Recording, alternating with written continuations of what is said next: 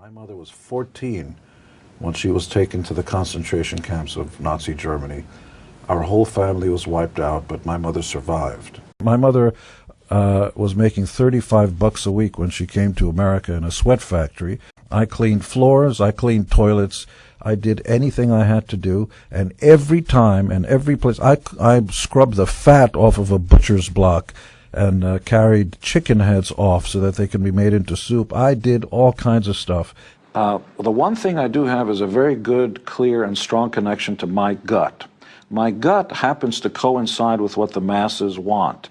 I seem to know what that is a little right before they know it. I'm not years ahead, I'm not years behind. Whenever I've trusted the instincts of other people, I lose. It was always about the big picture. The reason we wore makeup and high heels and stuff like that was always about we're not just a band, there's something else going on here. The best entrepreneur and the best business person in general is somebody who knows how to listen. The best way for me to communicate with you is to talk some, but then to engage you in conversation. I really want to hear what you have to say, because whether you take the biblical notion of a child shall lead them, or some person who comes in off the street and asks you a very important question, why?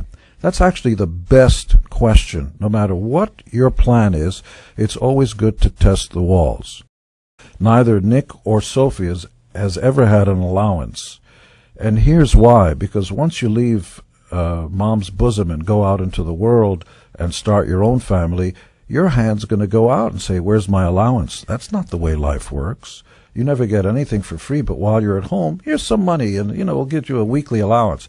Who started that? What moron did that? The whole Spockian notion of negotiating with kids is lunacy at its best.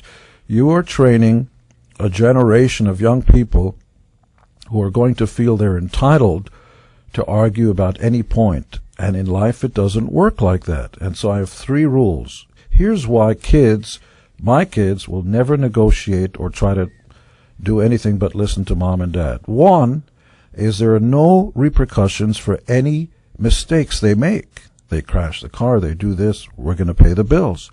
2, there are no life experiences that they could sort of refer to and say, life has taught me the following, and so I'm qualified to make this decision, because they're not. They're unqualified. They're just learning to wipe their butt. Number 3, I'm much bigger than you are. You'll do as I say.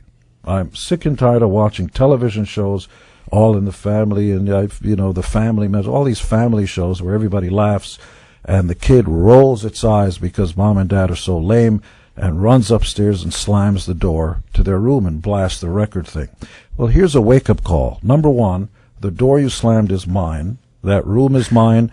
The poop you poop when you go to the bathroom is also mine. I bought the food that put the poop in your mouth. The air you breathe, you don't exist except for me. Until you're ready to go out on your own and earn your own living and never call on me again, can I have a buck, Dad?